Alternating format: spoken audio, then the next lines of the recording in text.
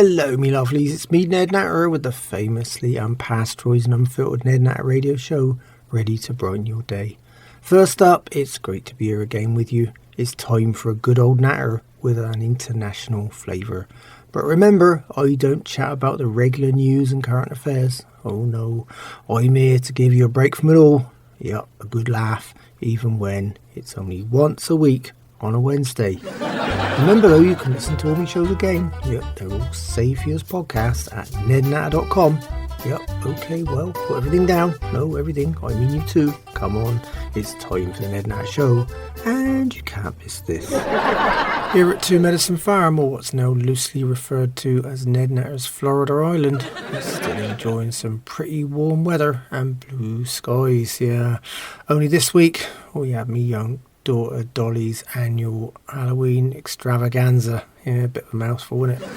But for some reason she's obsessed with it. Odd really when folks like to use the occasion to scare people. Why is that odd? Well, I've got a permanent group of hideous things right here in my farmhouse. Also, as a kind of family Halloween tradition, we like to tell horror stories here on the farm. Yeah, it's like a competition, I suppose, really. But for me, I always win hands down. Yep, I just read a full physical description of the wife Elsie out loud. Yep, not only does it get worse and more horrifying as years go by, it usually terrifies everyone present too. It's a kind of what you call a combined hideous horror and traumatizing terror story, especially if I also mention her mother. Yep, that's the MIL, or mother-in-law, Satana Troglodyte. Oh dear, now she looks like, how can I describe her? Well, a poorly carved pumpkin jack-o'-lantern. All year round though, yep, not just for Halloween. The kind you don't want to ever light up either, you know, or put on display. Oh dear, yeah. It'd make her look a lot worse, I can tell you. Well, I'm not sure if that's even possible, but anyway, as the years go by, she looks more like the way a carved, overheated pumpkin does by the middle of November. That's right, rotten, mouldy and saggier than an overstuffed paper grocery bag in the rain. Yep, plain, unmentionable stuff that is here. See, her and the wife remind me of a real-life Halloween trick-or-treat rolled into one unpleasant package. The only way to trick them, though, is to hide the treats. Yeah, but you need to stand well clear after. Oh, a trog without its food. It's a very unhappy creature, I can tell you. It's likely to react violently if you take away the only thing in life it truly loves. Yep, that's right, its food supply.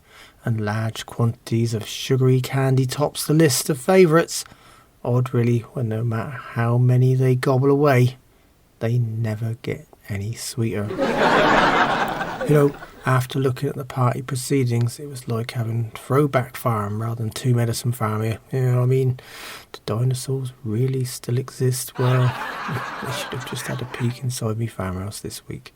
It was like a mishmash of scavengers and predators all in one place, fighting over a couple of rotten fly-ridden carcasses.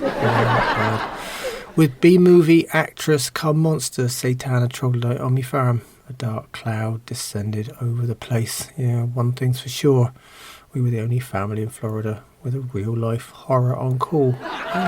Just for one day, all week. Yeah, well, you've heard of someone overstaying their welcome, haven't you? Well, I didn't invite her to begin with. Overstaying for me is her hanging around for more than 10 minutes. See, she's taking a break from her horror movie shooting schedule for a few days. She's always in big demand with the guys that are fresh out of film school too, you know, hoping to make the latest, greatest show-stopping low-budget replica of a 50s B-movie. Yep, with a throwback to the bygone era herself, featuring heavily in the cast. You know, in fact, most of the time she is the cast. Yeah, she doesn't need makeup, special effects or wardrobe. Never charges union rates and works mostly for food. Yeah, in fact, she's the world's most underpaid monster. You should look her up on the, the old IMDb. That's the, internet monster database. I just call her the MIL, or mother-in-law to you. My daughter young Dolly loves the traditional Halloween games too, like bobbing for apples. It works quite well, unless Elsie goes first. Why? Because she drinks all the water, then eats all the apples. Oh dear Elsie and her best buddy Beyondit, that's Beyondit, Brandisha Washington, or BBW to her friends, are still working on the Battle of the Bulge. You know, and I don't even want to know if Elsie's tipped the scales over last week's record of £405 yet. In fact, she's more like to crush the scales, not just tip them. The heavyweights focused on demolishing a good chunk of the party food offerings and left the guests wanting, well, or should I say wishing they'd leave something others could eat afterwards other than just crumbs, eh? This year, Elsie didn't bother with a costume and came as herself. Well, we couldn't find anything to fit her for one. Well, that's mainly because a tent is not considered a Halloween costume. Add to that, it'd be quite dangerous, you know, with everyone tripping over the guy ropes or trying to hide inside there with her. Well, I might add that's a fate worse than death. Close up, she's like Uranus. Yep, very gassy, and a tent would hold it in quite well. Beyondit wore a mask, yep, the ghoulish green and grey kind, only it didn't improve her looks that much. Either way, me fireman Ding Dong was still ready to pursue her for a few slow dances. I think she found it hard to see out the costume though, you know, the mask was covering her eyes a bit too much, and I noticed that Ding Dong had the good sense to wear his steel toe cap shite kickers. I mean, I wouldn't want to standing on my toes. Oh, that'd be an hospital job for sure. Ouch. This time I persuaded young Dolly to put on a selection of various music so everyone could enjoy it. I mean, after all, a birthday bash was nothing but a fast house music selection and was far too loud, too fast and just ear-splitting. The only person that moves well to that is me and constant political commentating neighbour old Rush. Yeah, he's always rushing somewhere, poor mucker. Add to that, I didn't want anything that caused the wife to eat me faster than usual. And you know, those old house beats certainly do that. Yep, it's not 130 beats a minute with Elsie, it's more like 130 bites a minute. We had a few surprise guests this time. The most unexpected was a visitor from Tennessee. Yep, Mrs. Rush, yeah, or correctly Nellie Waterford Nixon to her friends. Yep. Apparently she's got at least 3 of them. Friends, that is, yep. Nellie was visiting her husband for a few days. We didn't get to hear, you know, the reason, but it sounded pretty serious, you know. They don't get on at all. Add to that, she reminded me of me former hens. Yeah, poor old Rush is definitely hen-pecked. Regularly as well. She's always moaning. Well, that's when she can squeeze it in between is endless Republican rhetoric, that is. The pair of them don't sound like a broken record, just one with a very deep score. Yep, it never gives up. Talking of scores, they seem to continually have one to settle with each other. Well, what do I say they were bare? Well, oh no, just pure acid. Swinger and nudist old Fred arrived with his housemate and me blind neighbour, old Lonnie, and the much younger Mrs. Fred. Well, all the ex-misses to be precise. She ran off with an also much younger bull at a swingers party a few years ago. Fred reckons that if they don't come back, it was never meant to be in the first place. He was right that time, but you know you've got to love Fred's happy swinger lingo and justification for everything in his infinitesimal world of share and share alike. But the ex has stopped by to handle some unfinished business with Fred. Oh, I didn't want to ask. I felt like just putting her and Mrs. Rush together for a chat. Luigi's Tory, me overcharging ferry driving tractor mechanic, and Pashana Kondapindi, me Indian buddy, shirt together. Yeah, all sounds quite international. But there are reasons, yeah. First, they're neighbours, yeah. Mumbai Mansion sits next to Ferrari Dreamland. Luigi drinks alcohol, and Pashana doesn't. Add to that, his wife has to run their 24-hour C-store, whilst Luigi lives alone. Yeah, he's got an intimate relationship with his red Italian performance car, and that leaves no room for anyone else in his life. Add to that, round here, the choice is somewhat limited anyway. I mean, he's got 12 cylinders to last over, whereas most of the women nearby have only one. Well, I'll just say they look that way at least, like one cylinder with legs, arms, and an ever-open mouth. I suppose you'd say a bit like a walking, talking, eating water heater, only less useful. On the other hand, they're very familiar with the local dirty brown well water. Add to that, away from the party, it's been a quieter than usual week on Two Medicine Farm. I'm still in the metaphorical doghouse. I don't relish the idea of catching any fleas from my farm dog and play, but anyway, the day before the party, I had a quiet night in, shuffling through the DVDs and aged videotapes on the farmhouse library shelves. I got stuff spanning over 100 years, horror, criminal, comedy, adventure, the works. But, when you've got too much to choose from, you get spoilt for choice, don't you? So it turned into, Ned Natter's movie rant, really, a quiet night in, and everything seemed to be stuffed with violence to begin with, yeah. Kill Bill. It reminds me of me pet pig, Old Bill. So I dodged that one.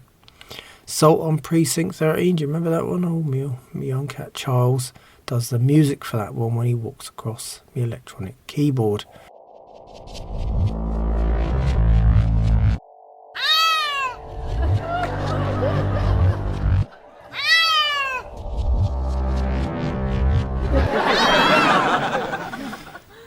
Added to that, I never really liked ice cream vans anyway, so if you've seen the film, you know what I mean. Then there was Death Wish 2, yeah, another oldie, a revenge story. But I always remember it was a first date with a wife, was certainly a death wish. The Firm, that reminds me of me black sheep of the family, yeah, me brother, lawyer brother, that is Nelson Natter. He's only a black sheep because he abandoned farming to become a lawyer. The only difference is his clients out in the mob. Oh no. They just act like them. Then I switched shelves. The Sound of Music. Around here, there are no hills. It's Florida after all, it's pretty flat. And there's no music unless you consider Elsie on snores, Old Nan on chokes, and Beyondit on various wind instruments.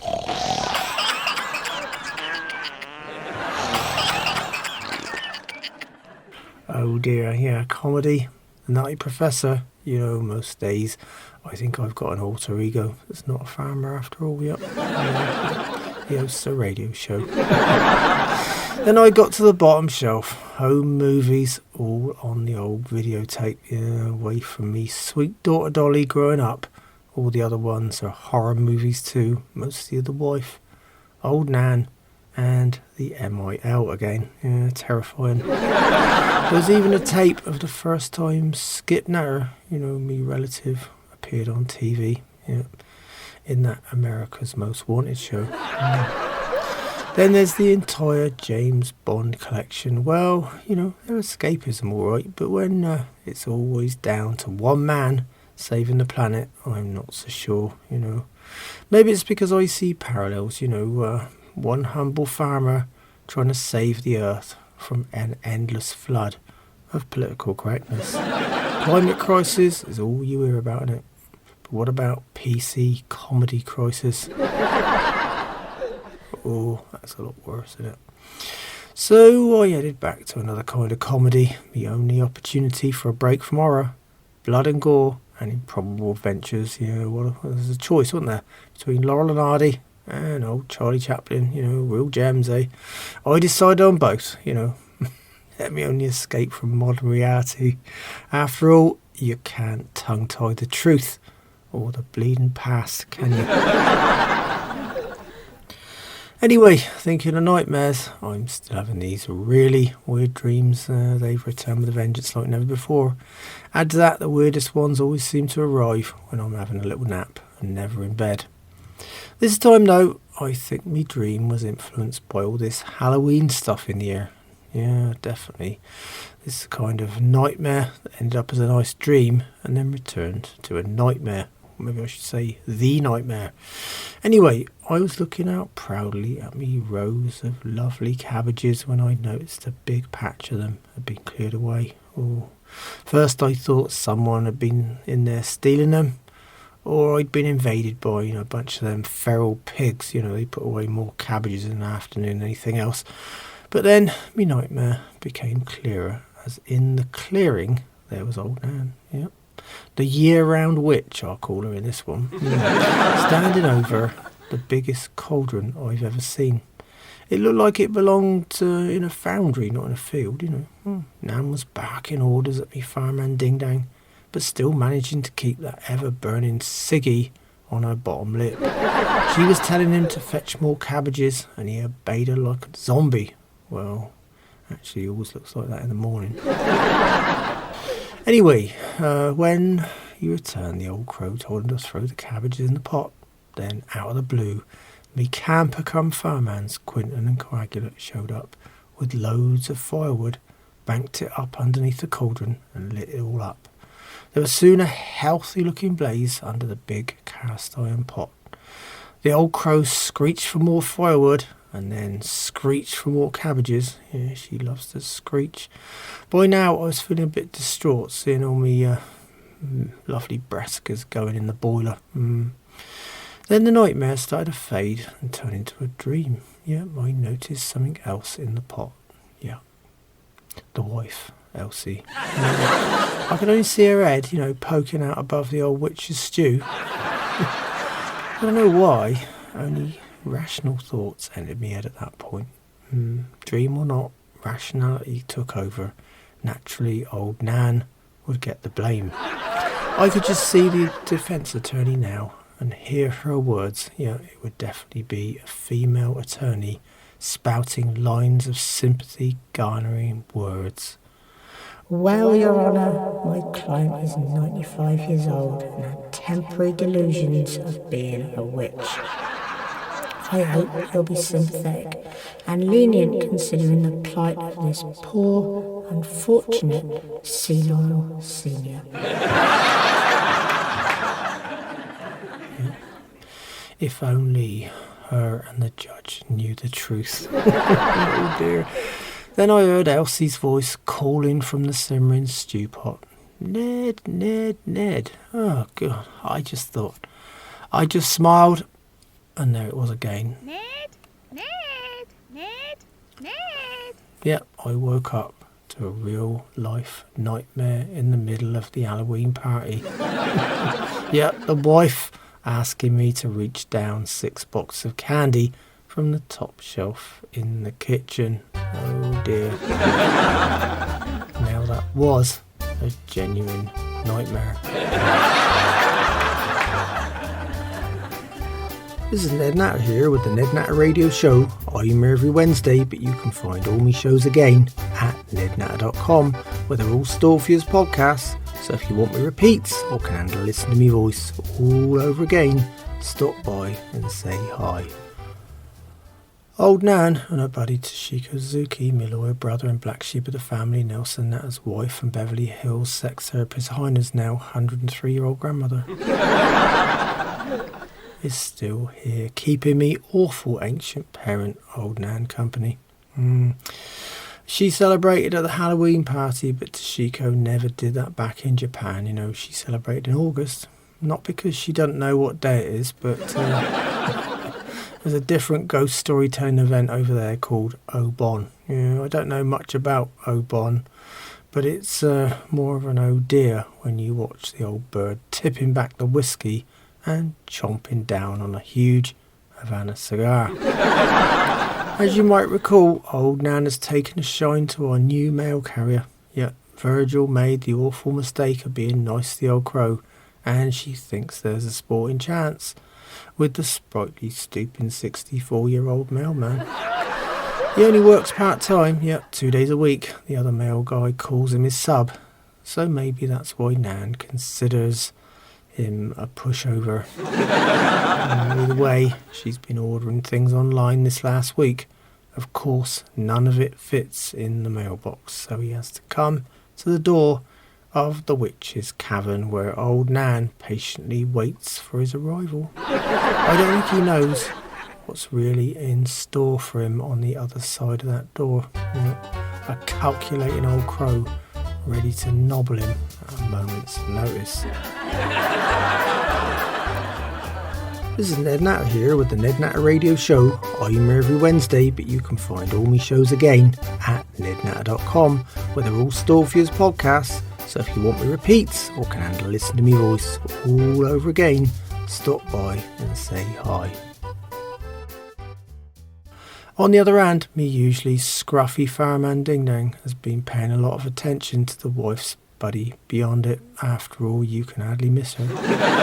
Away for a few trips around the Halloween party dance floor, she's been back and forth to Ding Dang's trailer on a regular basis. I was hoping she'd stay there permanently. But Elsie's always enticing her back with plenty of free food. After all, Ding Dang stocks up on nothing but beer.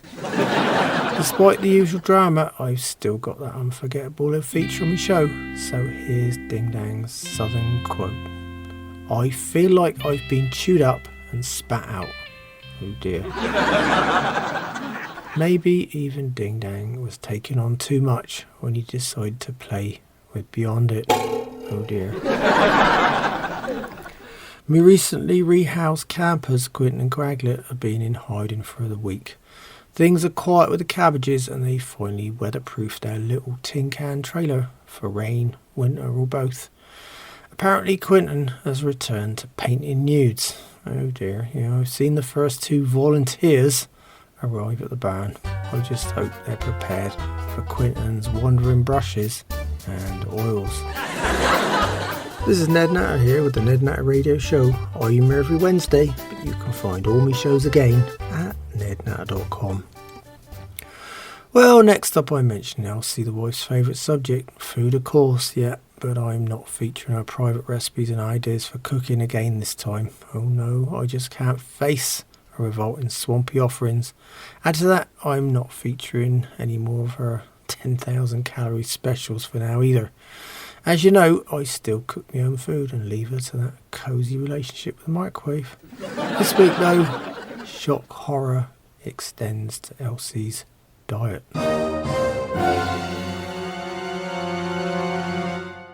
Oh dear. She announced her plans to try a new one. It's called Elsie's West Palm Beach Diet. She got confused. Well, maybe she read about this diet with the word beach in it. Only that one is quite different, The other beach diet is about what you eat, while Elsie's West Palm one means lying on the beach in the sun all day and doing nothing.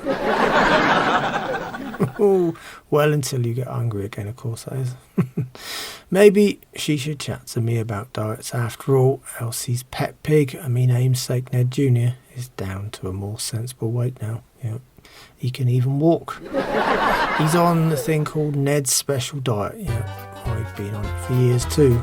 Low calories and far too much exercise. This is Ned Natter here with the Ned Natter Radio Show. I'm here every Wednesday, but you can find all my shows again at nednatter.com, where they're all stored for you as podcasts. So if you want me repeats or can handle listening to me voice all over again, stop by and say hi.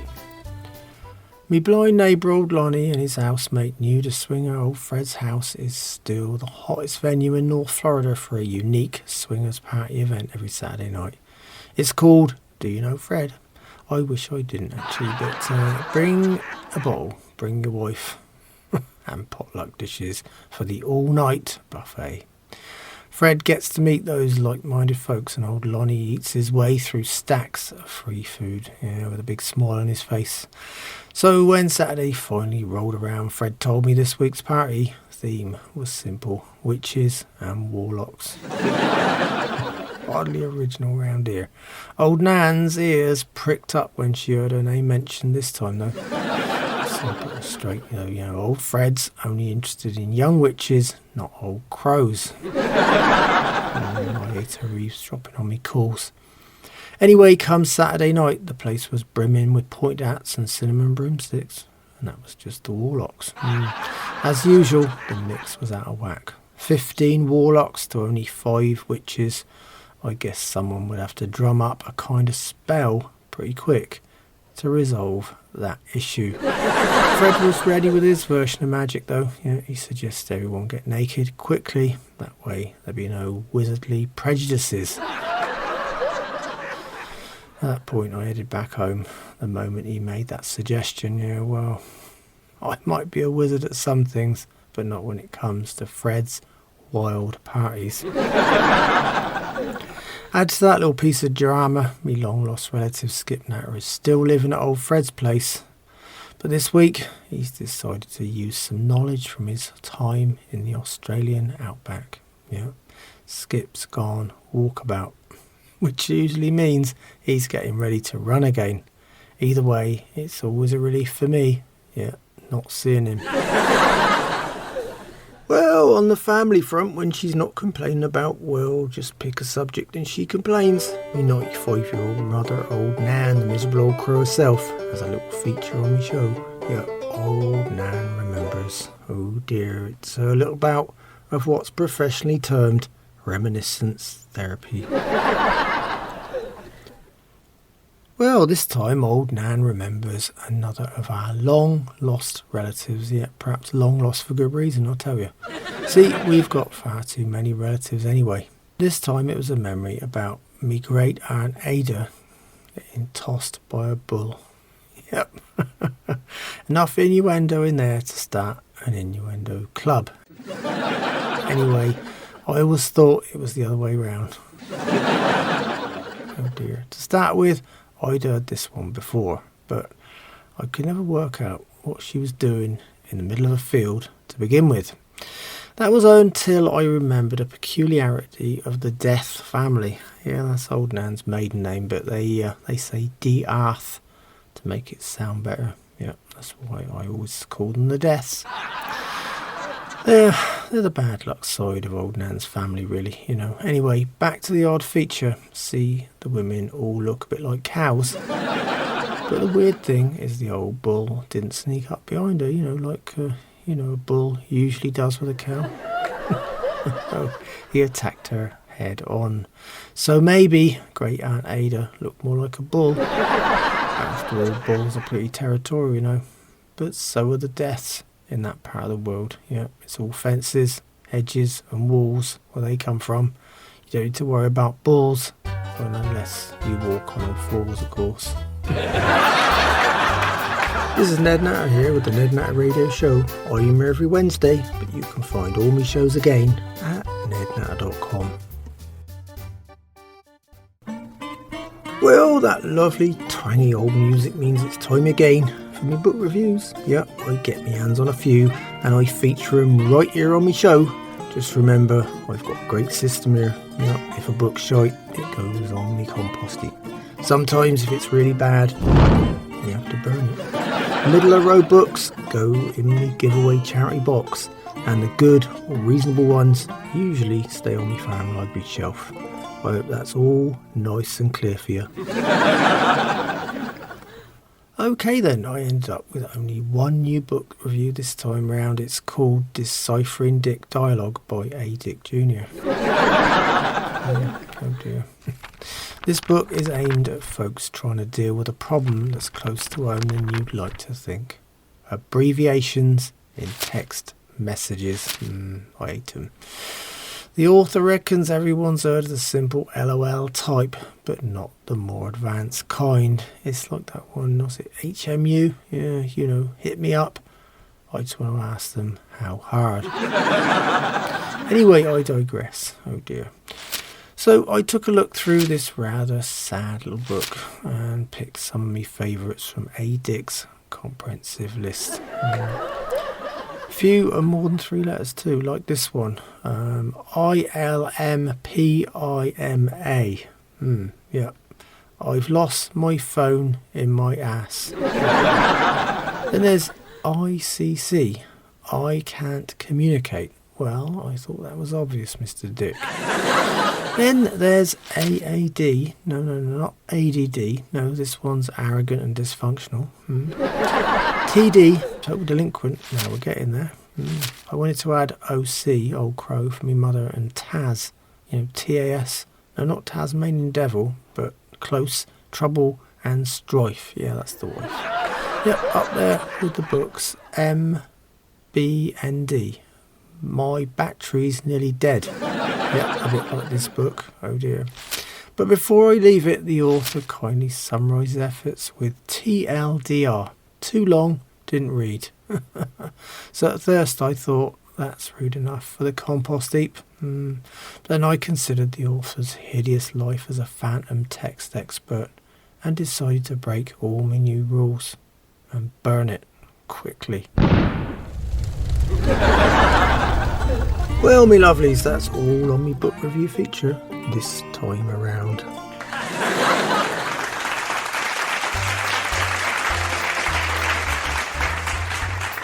This is Ned Natter here with the Ned Natter Radio Show. I'm here every Wednesday, but you can find all my shows again at nednatter.com, where they're all stored for you as podcasts. So if you want me repeats or can handle listening to me voice all over again, stop by and say hi.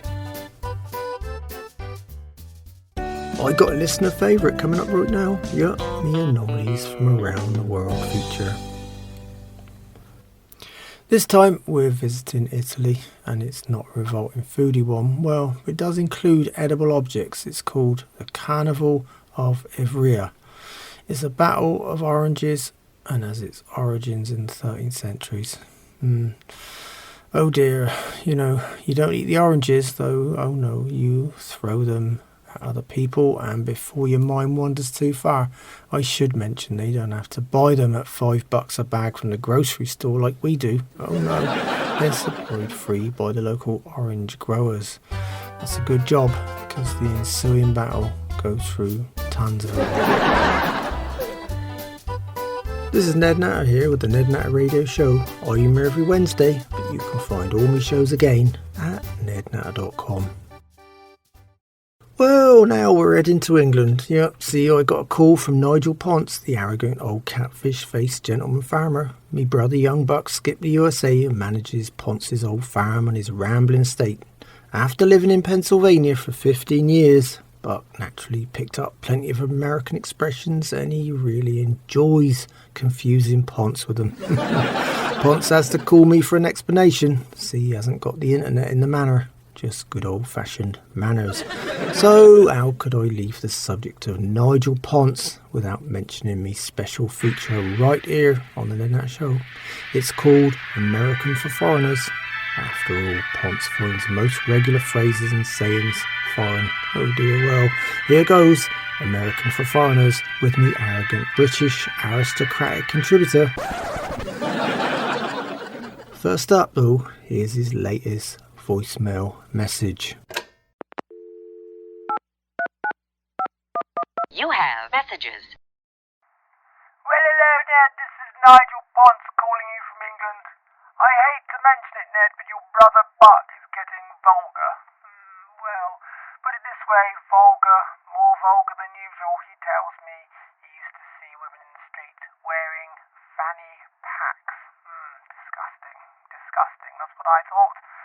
So, Ned, maybe you could straighten things out for me, old chap. I haven't got a clue what he's talking about. Please, give me a call back. Goodbye. I just love the way he actually introduced himself on me voicemail. It's if I know someone else who actually sounds just like him.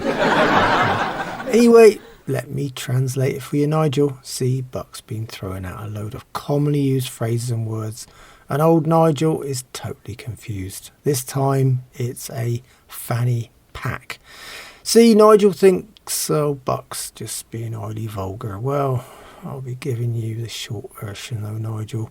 Buck reckons he used to see a lot of women in Pennsylvania with fanny packs. Well, Nigel, I can understand why you'd think Buck is being vulgar. Nigel, I even find him vulgar to look at. But fanny in England is different from fanny in the US, and by that I mean biologically too, yeah.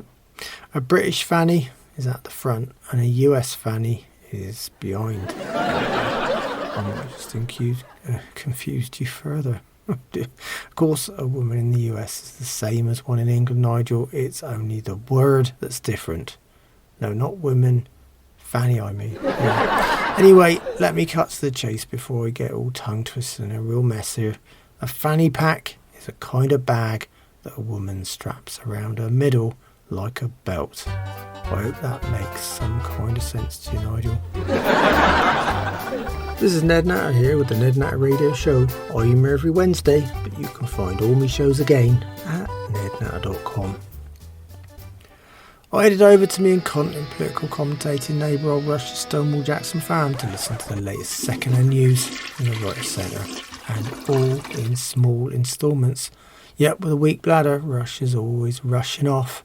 Poor old mucker. Our other politically challenged and motivated neighbour, Jeremy Sprung, the polyamorous political commentating Democrat ex-TV host, is in California, and Rush is still focused on his new segment and has forgotten all about the current Democrat rhetoric. Although his politics are always on track, he decided that conversion is better than preaching. Rush is leaving the preaching to the preacher from now on, so here's his latest contribution to the Ned Natter Show. Yep, how to become a Republican, and here it is in his very own simple words. Oh dear. Remember to use the GOP dictionary to look up the word Democrat. You'll see it actually means only two little words: higher taxes. Oh Rush, that was definitely a statement, but before I could say anything, his words tailed off and he excused himself with that standard statement: "Gotta go, Ned." Oh dear, Rush has always gotta go and flush. But later that day, I was taken aback when I saw Rush again, being helpful and working on his private conversion through kindness initiative. This time, fixing old Fred's broken fence for him, after one of Fred's happy-go-lucky party people drove right through it and into Fred's pool. According to Rush, Fred's an independent voter and Rush is set to change that for good. I just hope me conservative buddy old Rush finishes the fence in time for the next party. Why? Well, because if he gets to witness Fred's lifestyle or his odd guests, he might be happier with him staying in the independent camp after all. This is Ned Natter here with the Ned Natter Radio Show. I'm here every Wednesday, but you can find all my shows again at nednatter.com, where they're all stored for you as podcasts. So if you want me repeats or can handle listening to me voice all over again, stop by and say hi. Me lovely neighbour young Alice Jones invited me over for our weekly vegan cake and fair trade coffee sit down. Young Alice's growing collection of pet chickens seems to be doing well, and she added a few more exotic specimens to her assortment. Alice reminded me how the Samhain is upon us. Alice is all for the old Celtic celebrations that predate Halloween. A bit like old Nan, really, after all, she predates most things. Add to that, Alice did me next tarot reading. Well, I'll just say it was promising, but I told Alice I need more than promises right now. Oh dear, she suggested I spend a few more days in her Zen room. Add to that, she said I should be taking more notice of the wonders of nature around me, and baffled me with a really bizarre statement right out of the blue. Wolf spiders carry their babies on their backs. I see them once in a while, It's an amazing sight, another miracle of Mother Nature. Of course it is, but away from nature some days, I feel like I'm carrying my old farm on me back. Oh dear. Anyway, as always, Alice's coffee, cake and company was reliably nice. This is Ned Natter here with the Ned Natter Radio Show. I'm here every Wednesday, but you can find all my shows again at nednatter.com.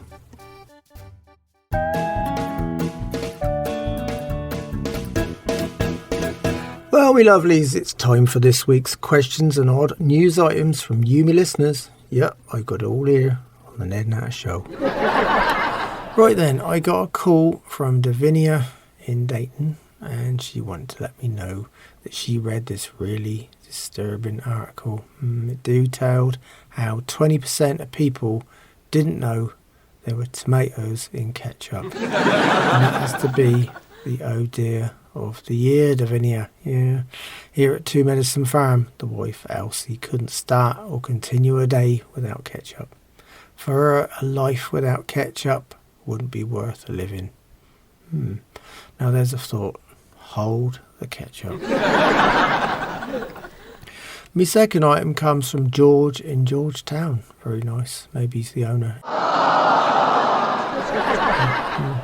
Anyway, he's called me about this really troubling news. He reckons a few states have recently issued non-binary birth certificates, and George thinks this is ridiculous. He reckons the parents aren't giving the poor little nippers a chance at making their own decisions later on in life.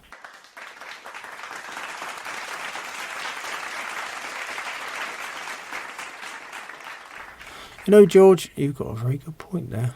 Mind you, I've seen a non-human birth certificate. Yeah. They were both issued to the wife and her mother. Well, that was when, there wasn't a choice. It was about necessity back then. The potential legal and ethical reasons of classifying them in any other way. After all, they only had the normal choices back then, male or female. Yeah, no other box existed.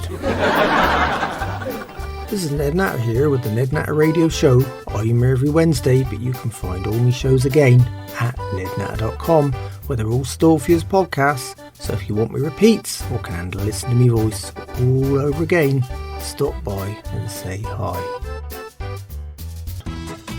The dubious con-man agent 50% is lining you up with a new ad this week, and he's got something really odd this time around. Oh dear, I'm looking through 50%'s latest offering and I'm really not sure about this one at all. It might just be taking things too far. This is the kind of ad where you can actually picture a real life breakdown whilst you're listening to it. Anyway, here goes. You're just going to love our unique offerings here at Online Car Brokers Inc. Yeah, we're sure to find you a deal like no other and never have to visit another dealer.